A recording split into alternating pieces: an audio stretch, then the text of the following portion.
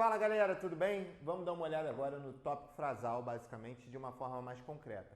Vamos lá, lembrando, tópico frasal basicamente vai ser uma frase, uma ideia que vai permitir com que a gente, por exemplo, apresente o nosso desenvolvimento. Apresente as ideias de forma crítica que serão expostas ali ao longo do desenvolvimento. Lembrando, seja conciso, não passe de 2 linhas, beleza? Tranquilo? Aqui vocês vão achar que passou de 2 linhas, né? Mas teoricamente aqui o meu espaço é reduzido, né? Então tenha parcimônia você aí que pensou nisso, beleza? Tranquilo? Brincadeira, galera, mas vamos lá. Tópico frasal apresentar de forma crítica e concisa.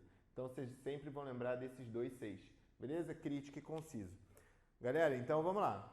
Quando o julgamento é baseado em fatores independentes ao fato, vivenciamos decisões desiguais.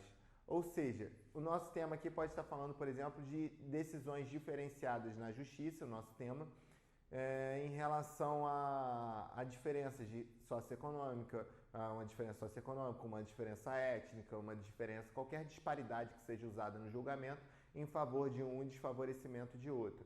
Ah, professor, mas só poderia ser usado nesse tema? Não, podia inclusive dar um impacto diferente, né?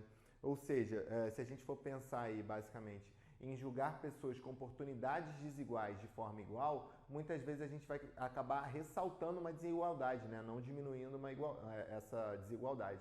Ou seja, a gente tem que ficar atento a esses pontos. De qualquer forma, repara como é uma estrutura introdutória.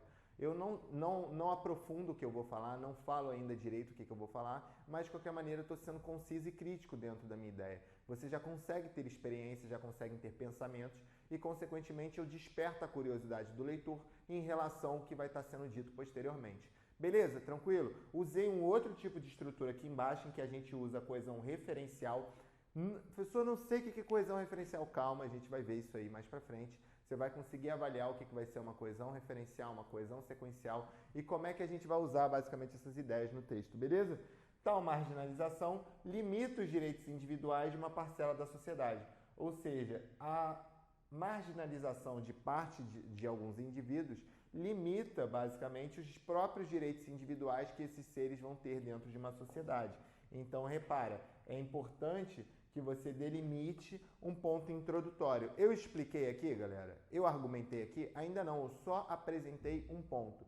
Essa apresentação é chamada de tópico frasal.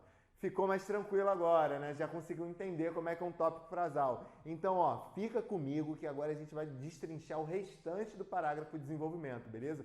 Não sai daí que eu já volto. Um abraço.